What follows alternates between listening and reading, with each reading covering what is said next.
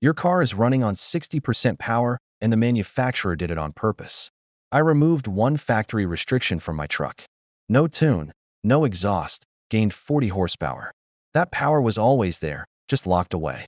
After 20 years watching automakers choke engines to protect their warning numbers, I'm exposing 17 forbidden tricks that unlock the horsepower they buried in your car. Let's kick off.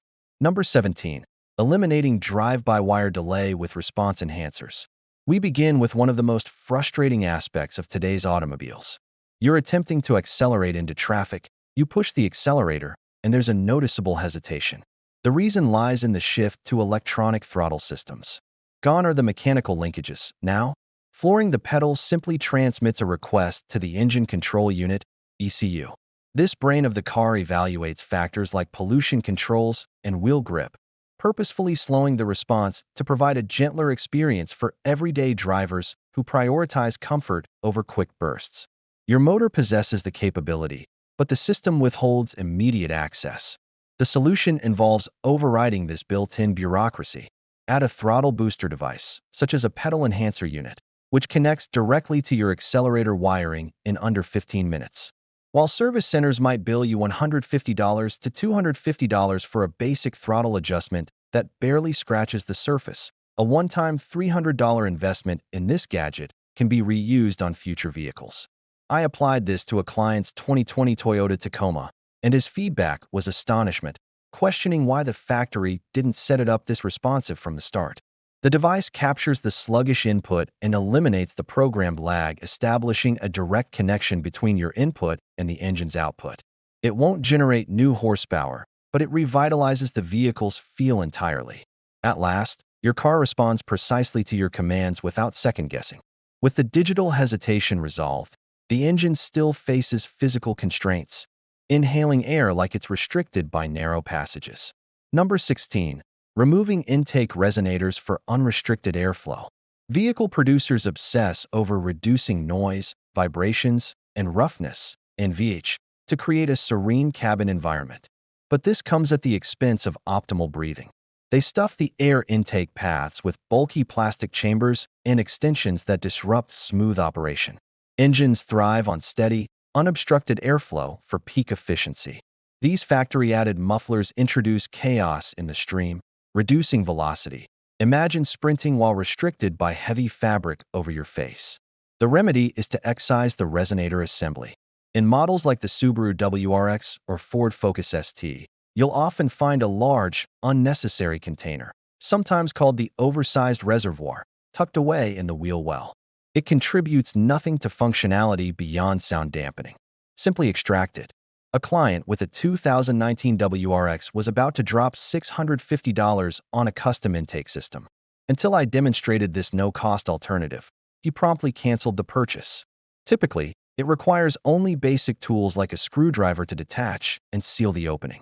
Once cleared, the airflow becomes streamlined and direct. You'll notice the engine's intake sounds come alive, with audible turbo whines and a more pronounced induction roar. This leads to sharper acceleration feel, and the best part is zero expense, just discarding the excess components installed to appease noise regulations. If this content is proving useful, take a quick moment to subscribe to the channel. It supports our growth and guarantees you catch all these cost-effective insights. With improved air movement, your ECU might still be stuck in patterns from your routine drives, adapting too quickly to inefficiency. Number 15. Forcing an intensive ECU adaptation reset. Contemporary vehicles are constantly monitoring your behavior. Advanced engine computers incorporate learning algorithms that tailor performance to your typical patterns. If your daily routine involves stop-and-go commuting, the system dials back responsiveness, opting for early gear changes and muted throttle inputs to conserve energy. It's like the car enters a dormant mode. I encountered a Mercedes that seemed sluggish after the owner allowed his cautious team driver to use it for weeks.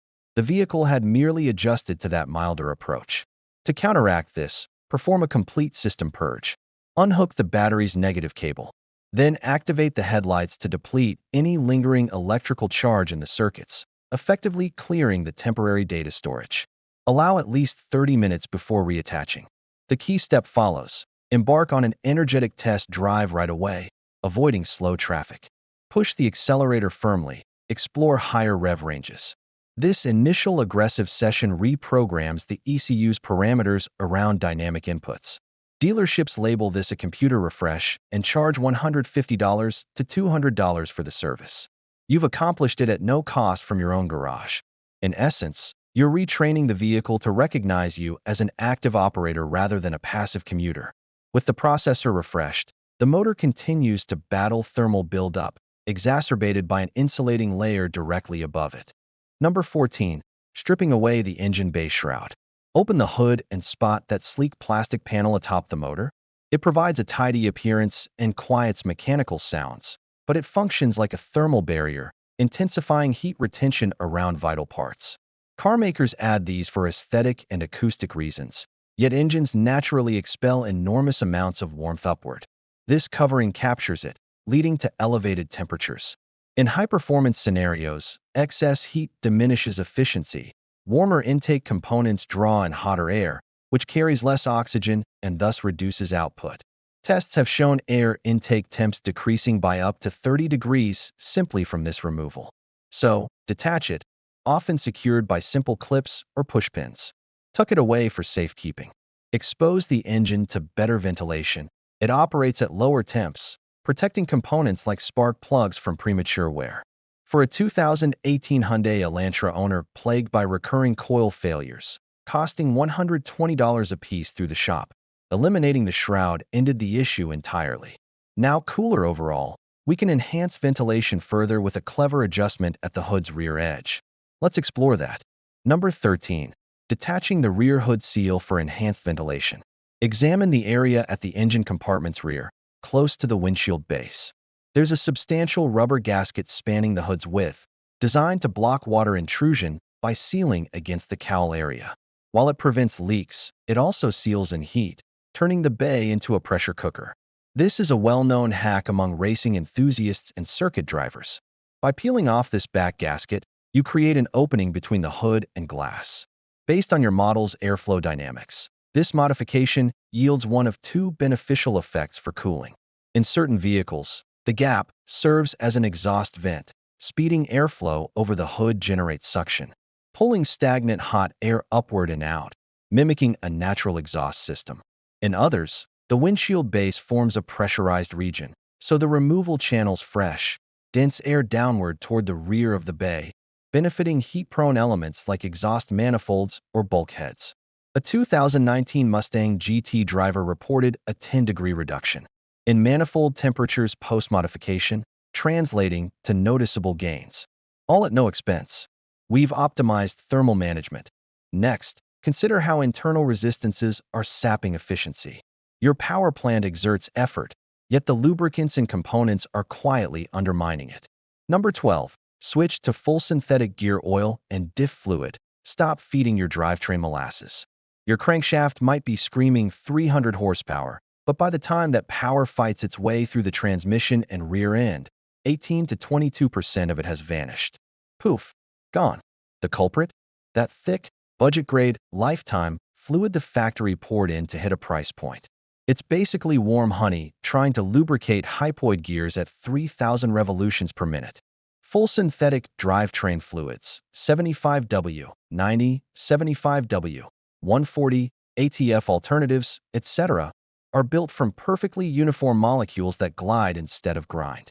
Friction drops, heat drops, and suddenly 12 to 25 horsepower that was being wasted just shows up at the wheels, like you found cash in an old jacket.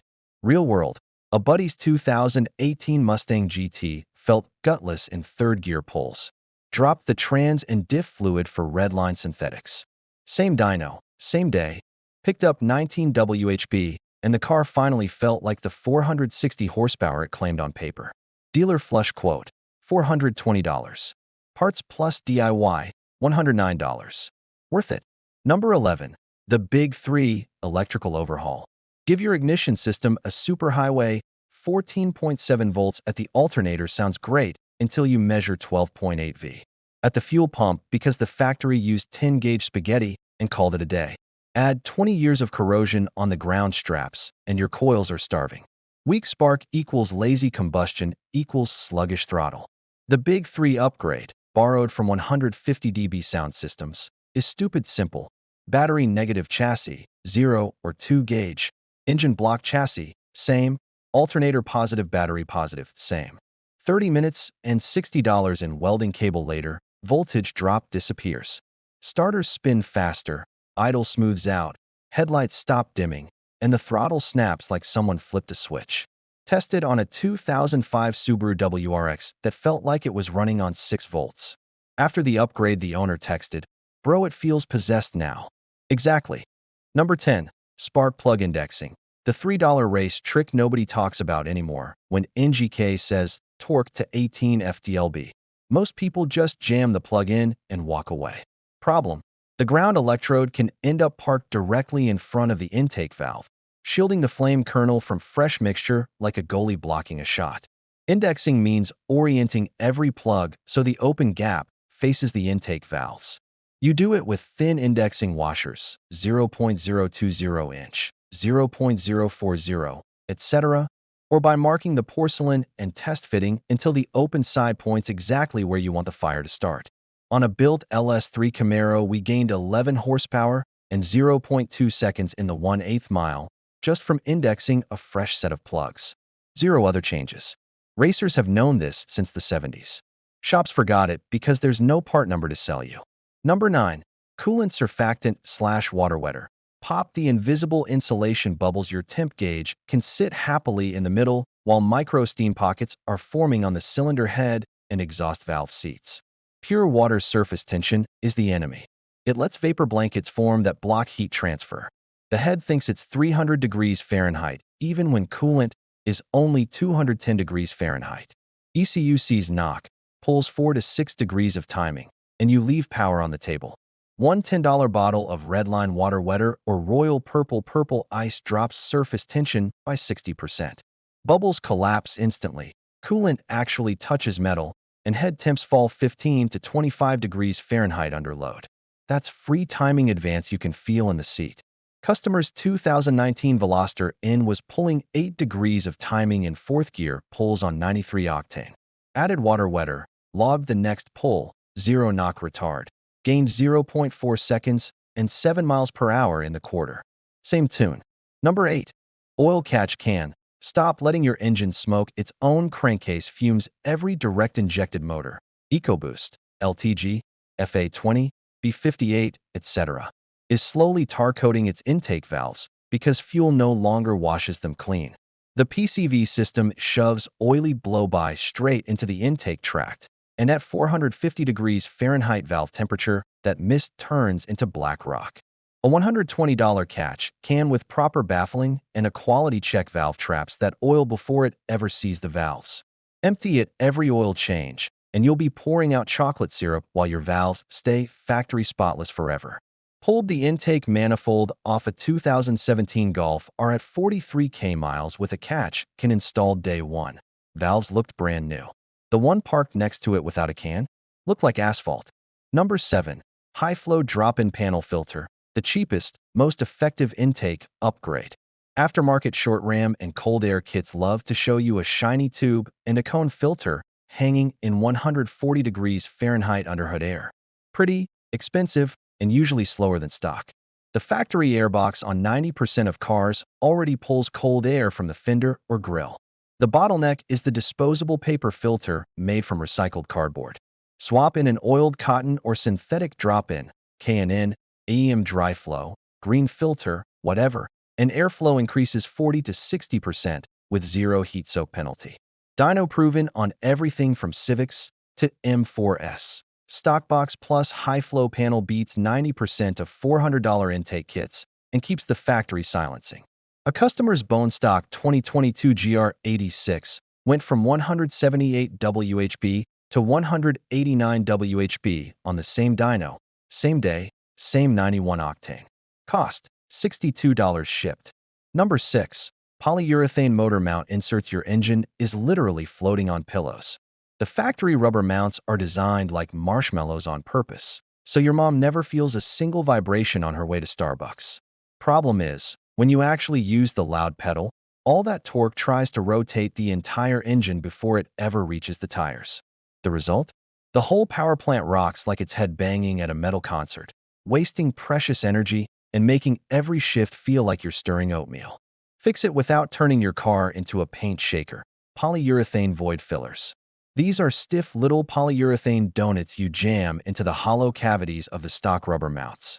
They're stupid cheap, usually 40 to 80 bucks for the whole car, and you can install them in your driveway with basic hand tools in under an hour. Suddenly, the car launches like it's angry. Torque goes straight to the pavement instead of flexing rubber. Night and day difference. Number 5. The forbidden brake bedding procedure the parts stores won't tell you about. You just spent $300 on fancy track pads, and they squeal like a dying animal and barely stop the car. Sound familiar? That's because 99% of people never finish the manufacturing process at home. Performance pads don't work until you literally melt a micro layer of the pad material onto the rotor. That sticky transfer film is what gives you that violent, instant bite. Here's the exact ritual. Do this on an empty road. Obviously get up to 65 miles per hour, then slam the brakes, hard, down to about 5 to 10 miles per hour without fully stopping. Immediately floor it back to 65 and repeat the cycle 10 to 12 times as fast as you can safely do it.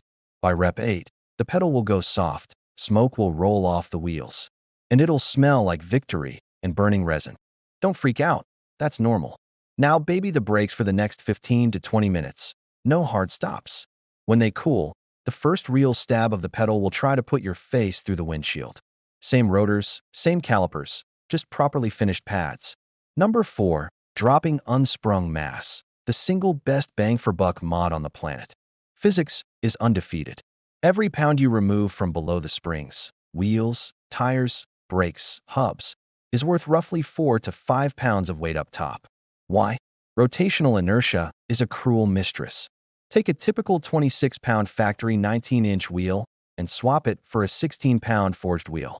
That's 10 pounds saved per corner, 40 pounds total. But the car reacts like you just threw a 180-pound friend out of the trunk while driving. Acceleration snaps harder, braking shortens dramatically, and the suspension can actually follow the road because it's not trying to control a bowling ball at every corner. Bonus: you pick up 1 to 2 miles per gallon because the engine isn't fighting rotating mass anymore. If you only do one paid mod with money, make it lightweight wheels. Nothing else touches acceleration, braking, turn-in, ride quality, and fuel economy at the same time. Number 3. The AC clutch defeat switch you already have, but don't use. You're trying to pass a semi on a two-lane road in July, windows down, AC blasting because it's 95 degrees out. You bury the throttle, and meh. The car feels like it gained 400 pounds. That's your air conditioning compressor stealing 10 to 15 horsepower like a vampire. Modern cars do cut the AC at wide open throttle, but the ECU waits half a second to confirm you really meant it.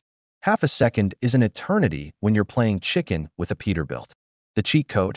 Train yourself. Before every hard launch or overtake, reach over and smack the AC button off for 3 seconds.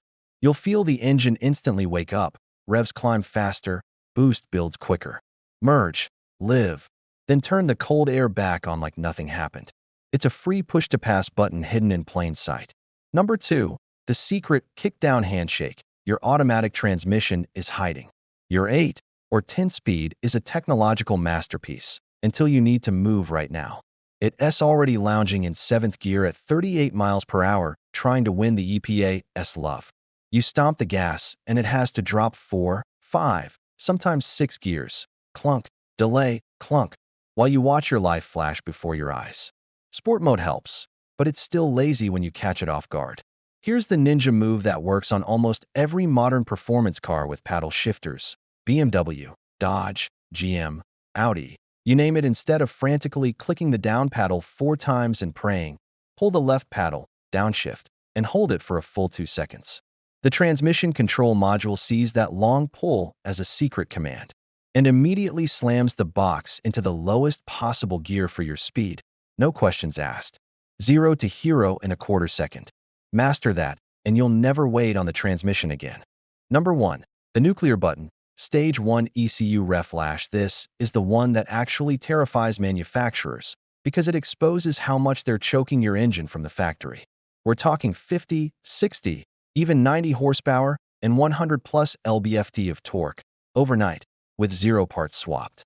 A bone stock 2.0 TEA 888 Golf R makes 292 horsepower. Flash a stage 1 map. Still on pump gas, no hardware. 380 plus HP, and it feels like a different species. Same turbo, same injectors, same intercooler, just the factory safety margins deleted. Why do they detune them so badly? 3 reasons. They have to run on 85-octane garbage in the middle of nowhere. They have to survive 200,000 miles of people never checking the oil. They need a reason to sell you the S or RS or AMG version for $20K more. A good Stage 1 tune costs $400 to $800, handheld or pro-tuned, and gives more power than the factory performance pack that costs $5 grand. It's the single highest horsepower per dollar modification in existence. Period. The 3 fastest ways to grenade your engine doing these mods: tuning a neglected motor, old oil plus Stage 1 equals spun bearing or blown turbo. Change your oil religiously and run 91 plus octane minimum. Installing a garbage eBay cold air intake that actually sucks 180-degree engine bay air. You'll lose power and risk hydrolock. Stick with a quality drop-in panel filter or a real closed intake system. Yeeting random vacuum lines and sensors because they look restrictive? Congrats. You just turned your $50,000 car into a check engine light Christmas tree. That's it. The full playbook the dealers pray you never discover. 17 dirt cheap or free tricks that make your car accelerate, stop, and handle like the version they sell for 30 grand more. If you actually try the AC defeat trick or the 2-second paddle hold, drop a comment and tell me how many holy crap moments you had the first week. Smash the like button if this helped. Subscribe if you haven't, and I'll see you in the next one where we talk about the maintenance hacks that keep these newly awakened engines from exploding and save you thousands in repairs. Drive fast, stay safe, and stop letting the factory babysit your right foot. Peace.